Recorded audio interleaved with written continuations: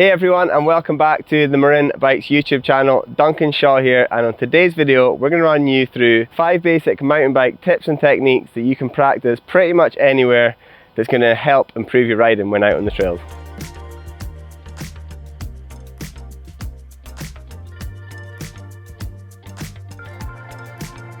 I've got my Marin Bikes Riftstone XR today, but to be honest, you can pretty much practice and learn these tips and techniques we're going to run through on pretty much any bikes. The main thing is just to give it a shot and see how we go. So for tip number 1, we're going right back to basics. This might be a little bit too basic for some of you, so feel free to skip to the next chapter when things get a bit more interesting. But I wanted to talk a little bit about feet positioning, and even before that, talk about which foot forward you should have. The first thing I would suggest doing is jumping on the bike, give yourself a good pedal to get some momentum, and try and just get your feet level. There's a good chance you will consistently go to a default position of either having your right foot forward or your left foot forward. If you're still not sure, there's a couple other things you can try, such as going up to a step somewhere and just try to step up it or jump up it, and whichever foot you're going to sort of naturally put first is probably going to be your preferred foot when you're riding your bike. Another thing you could also do is maybe just like stand flat and get one of your friends to basically push you in the back, knock you off balance, and there's a good chance that there will be a foot that you would consistently use and choose to put out to support yourself, and that would be the forward foot when it comes to riding a bike. There's a couple of main reasons for that. Basically, it's just a nice base and it gives you a lot more balance and stability, but also when it comes to clearance, if you have your pedals not level, then you're way more likely to clip a rock, root, and it just takes a little clip to sometimes set you on your way. So really important to get into the way of just always reverting back to that default feet level with your preferred stronger foot up front. So now we've got the feet positioning dialed, we can move on to technique number 2, and that is the track stand. Now a track stand, for those of you who don't know, is the art of balancing on your bike with little to no movement. We do this by basically turning your handlebars 45 degrees relative to the top tube, and that basically gives you the sort of best possible chance to give yourself a good base for balancing. Again, having those feet level, and we basically try and create a tension between the front brake and your lead foot with pressure on your lead foot, and essentially just kind of rock back and forward. Pretty slow walking pace and come to a gentle stop by pulling both brakes, but I'd say mostly my front brake, with that 45-degree angle on the front wheel. And the way I would do a track stand is essentially a sort of rocking back and forward motion. The better you are, the smaller that sort of rock can be, but typically you're basically balancing between forward pressure on your forward foot and then holding your front brake when you kind of get to the peak of it and then rock back. The rocking back part is probably the hardest part because you've obviously not got the luxury of just pedaling to move. One thing you can do to make it easier is actually point slightly up a hill. You get the forward momentum from your pedal and then you get the backwards momentum helped by the slope. Another thing you can do if you're still struggling with that technique is just getting a little bit of assistance on your front wheel from something like a step. So again, similar technique, but you just press your front wheel up against something like this, like a step. Gives you a lot of extra support, but at the same time it still gives you a feel for that balance. You can still kind of rock back like we were before and then sort of pressing up against the step to give yourself a little bit of a break, but to be honest, you're still balancing when your front wheel's on it. You're just getting a little bit of help there. It's super difficult to perfect when you first start, but like I say, it is something you should definitely persevere with because it will have so many sort of external benefits when it comes to your general more exciting trail riding. So for technique number 3, we're going to show you how to do a front wheel lift. Again, might not sound like the most exciting trick in the world, but the ability to basically be able to lift your front wheel up in short notice on demand is going to do your riding a world of good, especially as you move on to more and more advanced trails that are more and more likely to have things like rocks and roots in the way that you're going to want to try and avoid as much as possible. When you're out in the trails, you will not necessarily be able to pick and choose what you're lifting your front wheel over, but when you're learning the trick to begin with, it's all about picking either a line on the ground or even just putting out like a really small stick, and that'll help basically get your timing right. The main mistake people are likely to make on this is just using their arms only when trying to get your front wheel up, because that'll basically end up being like something like that, Doing it like that makes it really hard to actually do it in a controlled fashion and actually keep it up for any amount of time. Sometimes when you're on the trails, there actually might be a sort of longer obstacle that you actually want to pop, almost like a mini manual. It's slightly more advanced, but if you perfect the technique, even when you're doing small ones to begin with, and not fall into that trap, it's going to help so much further down the line when you try and start doing more and more advanced riding and keeping your front wheel up for longer. So rather than doing that sort of pull-up method with your arms, you'd want to be looking at moving your whole body as a unit. So you actually want to kind of tip your whole body back rather than just pulling your bike up towards your chest. So your actual handlebars won't come much closer to your chest than they were when your front wheel's on the ground. It's actually all about moving your bike and your body as a unit back towards,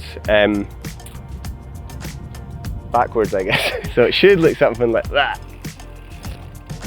If anything, your front wheel might even get further away from your sort of chest. But the main thing to think about here is a preload, and it might sound a little bit weird, a preload, because you would kind of think, oh, how will I even have a chance to do a preload? But the preload can be super fast. It's all about the dynamicness of the sort of change in momentum. So it's a case of, like, in this case, you're obviously got a line in the ground, we know it's coming, but if you're on the trail, it's all about seeing it, really quick preload, moving your bike and your body back just in time to lift your front wheel up and then back on it and carry on riding. So when you learn techniques, it's always good practice to film yourself. If you've got slow motion, that's obviously great to see how you're getting on with that trick relative to what you're aiming for. There's quite a lot going on there, and I think for that technique, it's really good to sort of see how you're getting on from the perspective of your phone rather than within yourself, because it always feels like you're really trying hard and you're really shifting your body weight when you're actually on your bike, but you'll be amazed when you actually watch it back. I know I always am when I see myself, that you're not actually maybe moving just as much as you thought you were, and that'll just help feedback and show you kind of something to aim for and really exaggerate those motions.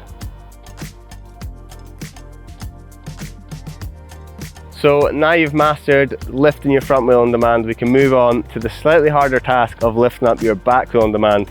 Again, it is a really important technique to have when you're going down the trails. It'll help you move down the trails faster and smoother, and perhaps most importantly, it helps keep your back wheel from getting damaged. It's less likely to smash into rocks and logs when you're out in the trails if you are able to lift it fast and efficiently. So your back wheel is definitely going to thank you for this one. So similar to when you were doing the front wheel technique, we want to be looking to move at a pretty slow pace and just start trying to get your back wheel off the ground like that.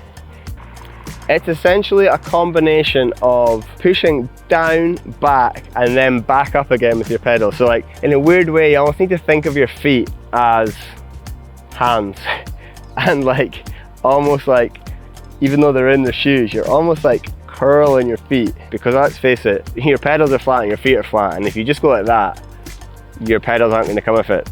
Even if you've got the grippiest shoes with the grippiest pedals, it just ain't going to happen.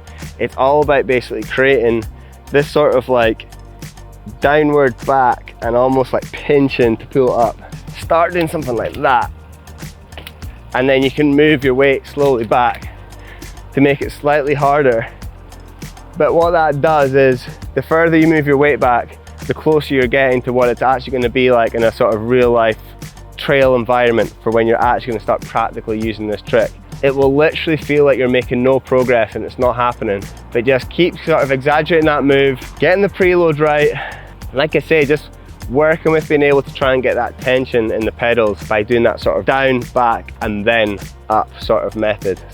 We've actually done a full dedicated video about bunny hopping, which is of course lifting both the wheels at the same time. So if you've perfected those two techniques and fancy trying to bunny hop, we'll put the link in the description below for you guys to go and have a look at.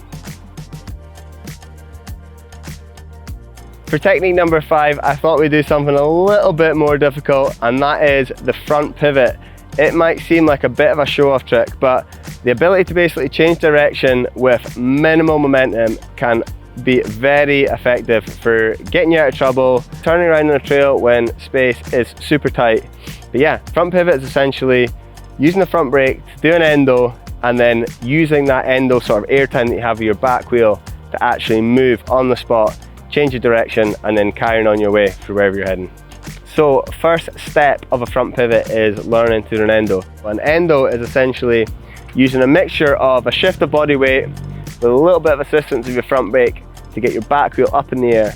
It is really tempting when you're doing an endo to just think, right, I've got a really good front brake, I'm just gonna come in at speed, jam my front brake on, and I'm gonna sort of initiate the endo like this. This is always scary. This is what you shouldn't do.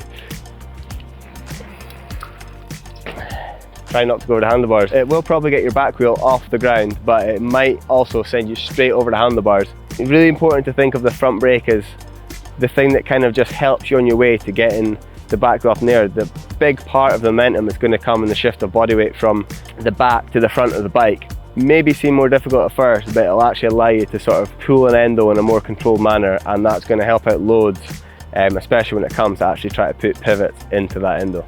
In theory, you should be able to do an endo basically from static, but I would come in at a pretty slow pace, lean back, and then move forward like that. So once the endos are dialed in, we can now look at adding a rotation and making that a front pivot. Given the nature of this trick, it is definitely good to be able to do it both directions because you don't know which way you're going to need to pull one. But that being said, I would say when you're first learning it, you'll definitely find it more comfortable to go a certain way, and that's usually going to be in the direction of whatever your forward foot is. So as a right foot forward rider, I typically like moving my rotations right, but if you're a left foot forward rider, you're probably going to feel more comfortable going left. But like I said, it's definitely valuable to learn them both directions. So I would urge you to learn them both ways, but in the first instance, try them in your regular way and towards your forward foot. So for your first ever attempts at a front pivot, you want to just be trying something super small, like a slight change of direction. On the approach, you basically want to turn your handlebars ever so slightly to line your front wheel up to the direction that you want to go to, and then essentially with a pivot, you're just going to bring yourself and the rest of the bike back in line with that front wheel and then head off on your way. So I'm essentially going to come in like this. If I turn ever so slightly, line the bike back up and then go on my way. But yeah, just try and do really small ones. And it's all about just basically getting the rest of your bike to catch up with the amount that you've rotated your front wheel. One thing you can do to generate the momentum is actually turn the opposite way of where you're hoping to rotate and actually kind of going like that. Whilst you initiate the rotation with your wheel, once that's done, I feel like I'm almost steering in reverse with my pedals. I move my front wheel the amount of rotation that I'm after, but then after that, once I'm in the air, I'm actually almost like moving my hips and actually sort of lining my pedals up with the amount of rotation I actually want to achieve. Again, it is worth noting that we did a full dedicated video to the front pivot, so check out the link in the description if you want to go check that out in a bit more detail. So that was 5 basic mountain bike tips and techniques to practice pretty much anywhere. Hope you enjoyed the video. If you have any questions about anything that I've gone through, please leave a comments below and I'll do my best to get back to each and every one of you. If you do have any questions about anything in the Marin range, please again leave your comments below and someone from the Marin team will be more than happy to help. In the meantime, stay safe and we'll catch you next time.